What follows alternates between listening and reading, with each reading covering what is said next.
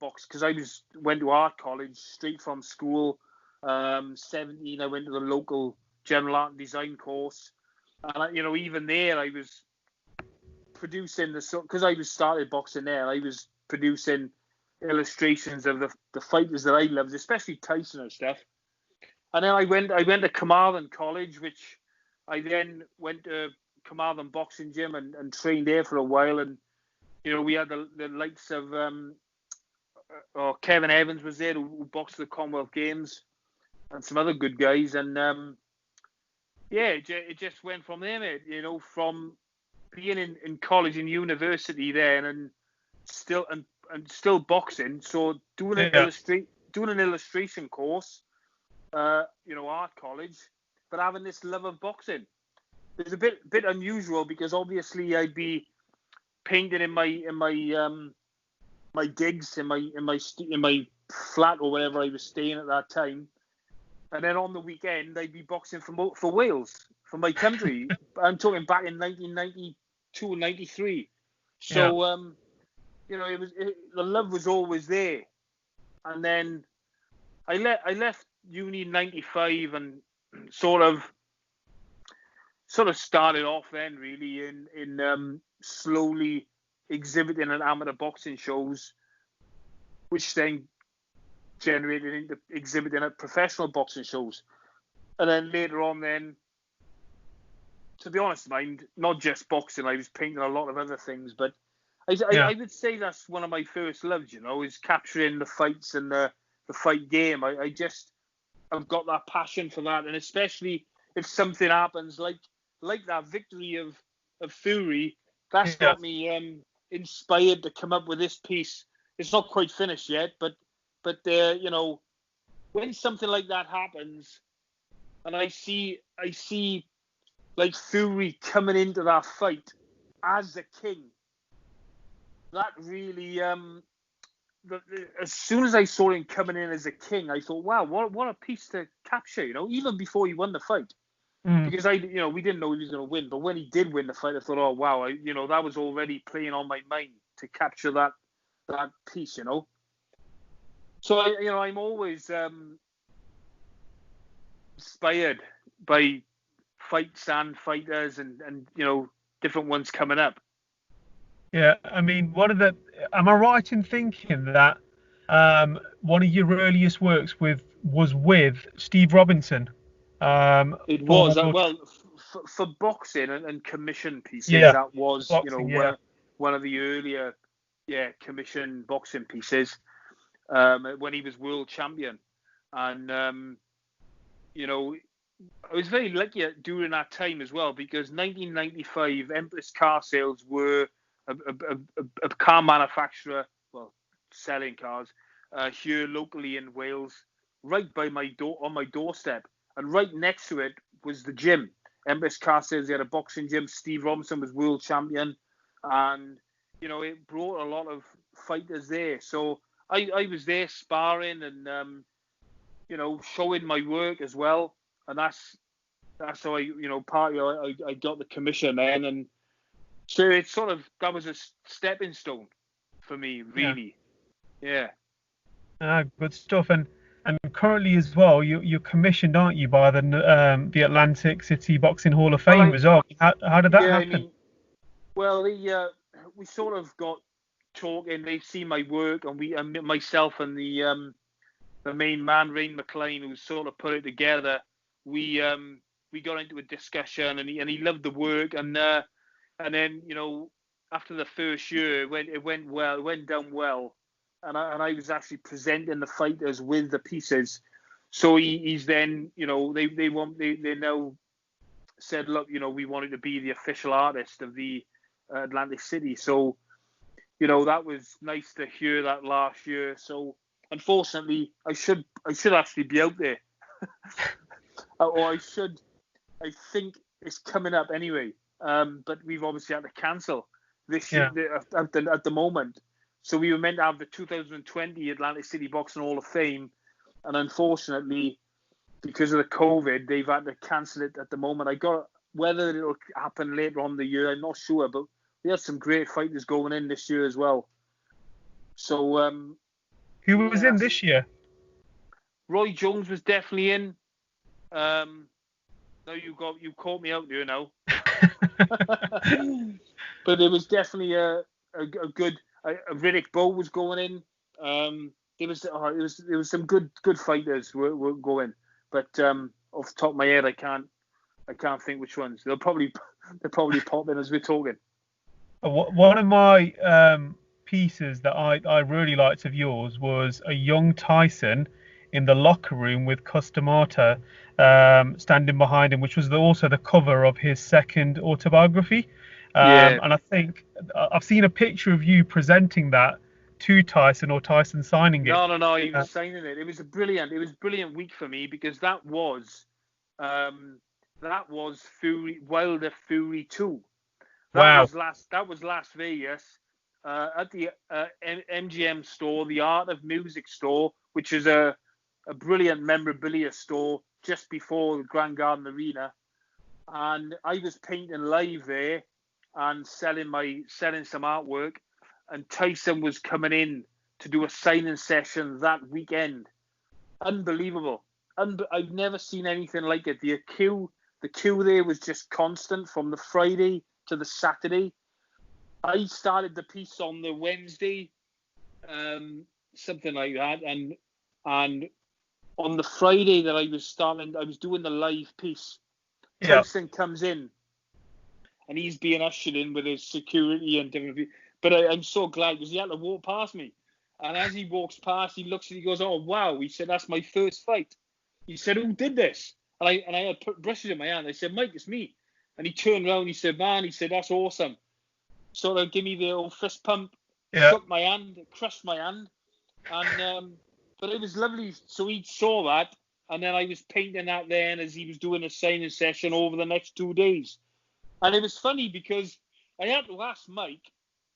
I was doing it, but there was the T-shirt that he had on. I knew the colours of his shoes and different things. Yeah. But because it was a black and white photograph, so I converted it into colour, and I actually asked Mike what colour vest did he have on, and he remembered. He said it was grey. He said, "I know it. I remember." He said it was grey because it was my first fight, and I'll never forget it. And he said it was I think it was Adidas or something. But so I captured that then in the painting as well. So when he got to sign it, it was nice. I wanted to capture it on video of me asking him how he felt, but unfortunately I couldn't do a live video. You know, the queues are massive, but he said he was nervous. You know, and I knew he was going to say that. He said he was nervous and he just wanted to do good for Cuss. He just wanted to win, and he got the knockout as well with that first fight. Speaking of nerves, were you nervous presenting him, or did it make you a bit nervous painting that with the great man there watching over you, just in case he's like, "Oh, I'm not happy"? Well, he was in a room anyway, but I not really initially I was, because you never know how people. And Mike is over the years he's been volatile, but I think he's really with his Tyson Ranch and everything, and I think he's a lot better than what he was. You know, I think he's a lot calmer and a lot easier to talk to, I think, and got different people around him maybe. But it was, moments like that are brilliant, for me to be able to capture that and to get him to sign it as well was awesome, Yeah. I mean, I'm hoping I can do prints from it, but I'm waiting to see if I can. The guy that has got that now, I'm waiting to see if we can get a professional photograph from the shot. Yeah. So just waiting. Yeah, that's good. And I take it Tyson Fury, when he fought Tom Schwartz, you showed him that one. He was elated with that work as well. He was, and he's got that in his home. Tyson's got that piece of him with Bob Arum. Yeah. And we did a signing session of that. He signed a very limited number of canvases, but not just him. We got Bob Arum to sign him as well. So it's quite a unique canvas edition that is available. But it was great to see Tyson over there and actually show that piece, because it was from his first fight in Vegas. Is actually, and it was 1 year. It was actually 1 year ago since he made his debut in Vegas. Yeah. It was June 2019. It was one of the best ring walks I've seen in such a long time. Ronnie one, yeah. Man, yeah, I just didn't think he'd do that, but wow, that was amazing. It was amazing. A piece that you painted for a fight that never happened was Joshua versus Wilder. Now, yeah, and they're actually on the cover as well. Yeah, great piece because it featured on one of the Ring magazines. Yeah. From talking as from a boxing perspective, are you gutted that fight never happened, and do you think that fight now is truly dead? There's no need for it now. No, really. I mean, it'll be interesting if it still comes off. I think, and it probably will.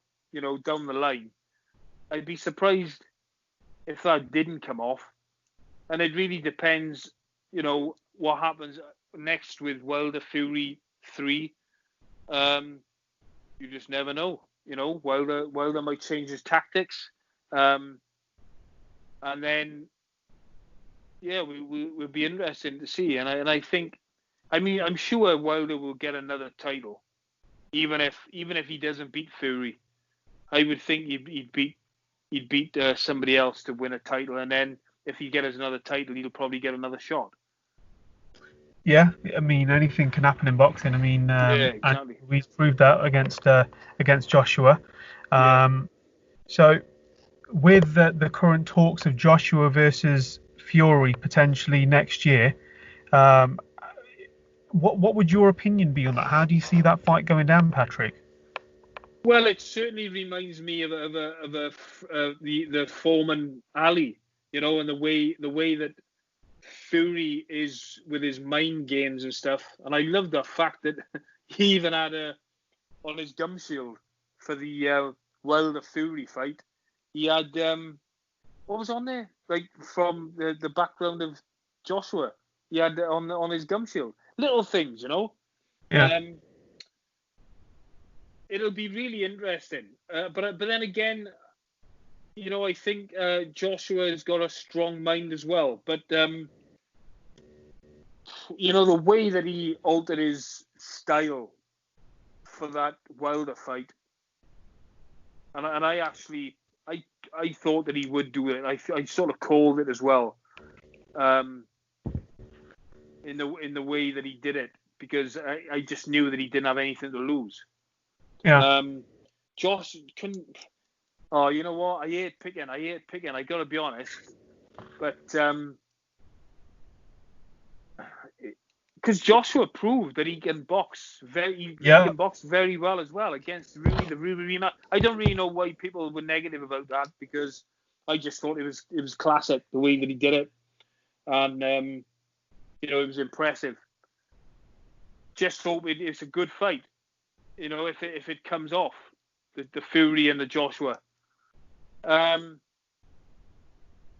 think Fury could do it. Mm. I really do. And when you listen to his father and stuff, he hasn't got an open L, Joshua, the way that he's confident. But that's the only thing in it now at the moment. We've seen Joshua lose. We haven't seen Tyson lose. Yeah. So. Yeah. But I'll do what I usually do, Dave, and I'll sit on the fence and say it'll be a draw. There'll be some good odds on that. Come fight week. What are you working on now in terms of work? So you've got your piece with Fury. There's the Bernard Hopkins behind. I'm working on. To be honest, I'm working on the Fury piece, which should have been done. I should have done that. I'm working on various commissions, to be honest, Dave, and it had nothing to do with boxing. I'm actually working on a big. I'm working on a big commission regarding a family portrait. I've done quite a lot of family things, to be honest, over the last. And because of the boxing game, I haven't really had much inspiration as far as, apart from the Fury piece, I haven't really had much inspiration as far as doing. I would have been doing the new pieces for the Atlantic City Boxing Hall of Fame, but unfortunately that didn't happen. Yeah. So apart from, concentrating on my own commissions, to be honest, I haven't really started anything new as far as the boxing in the boxing fraternity. Yeah. Yeah, but there's a couple of things on my mind. A couple of different pieces that and especially with all this going on as well with the Black Lives Matter and stuff. Yeah. I'm sort of thinking of doing a few different pieces as well that have inspired. I'm inspired by the people from the past. So that might come into play. Did you I've seen some pieces that you've done of the great Muhammad Ali as well. Did you have chance to meet Ali before his death? Or? Yeah, 2010 I was flown over to actually do a live painting of him versus Tyson. It was Muhammad Ali's celebrity fight night in 2010. And they actually flew me over to finish this piece off live at the event. And it was signed by Tyson here in Leeds. I don't know if you've seen this, Dave, but I can send you a copy. But it was signed by Tyson in Leeds, and then it was signed by Ali in Phoenix, Arizona. I probably sold it for not enough, but it is it's amazing to have had a piece signed by those two. In some respects, I sort of wish I still had it. Yeah. But then, it's lovely to have done it and had it signed by them. I love painting Ali. I think you never get tired of painting him. There's so many different parts of his life and iconic shots. You never get bored. Which is your, if you had to choose one, which is your most iconic shot? Is it the one when he's towering over Liston in the second fight, or if you had to choose one?